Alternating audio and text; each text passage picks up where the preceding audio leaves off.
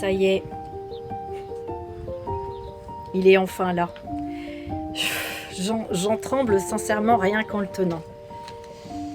Je vous assure que ce livre, ça a été quelque chose de très très éprouvant pour moi à écrire.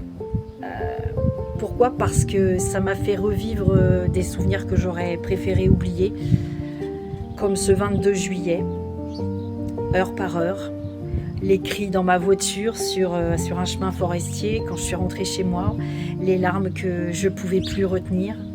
Ça m'a aussi fait remonter bien plus loin, notamment dans mon enfance, au travers du décès du père de mes enfants, des trahisons qui m'ont brisé toute ma vie.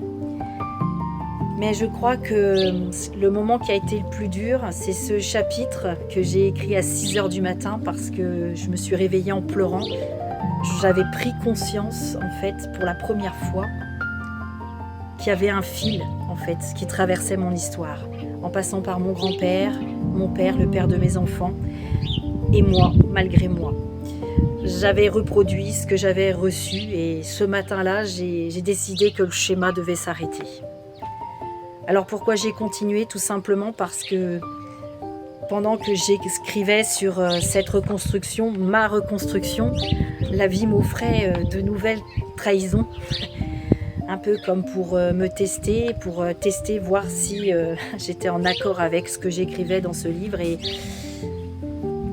chaque fois, eh bien, je continuais. Parce que pour moi, ce livre devait exister. Alors ce livre, ce n'est pas un énième livre de développement personnel, non.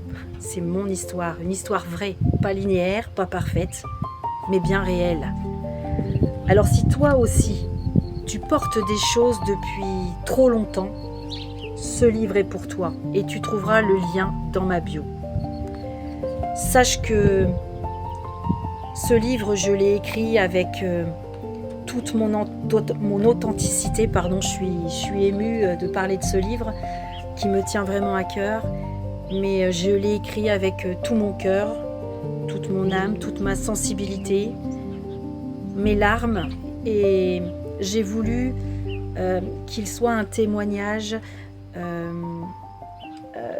montrant que le burn-out n'est pas une fin en soi et qu'il y a de belles choses derrière et que la reconstruction est tout à fait possible. Je te souhaite une bonne lecture et en attendant, prends soin de toi.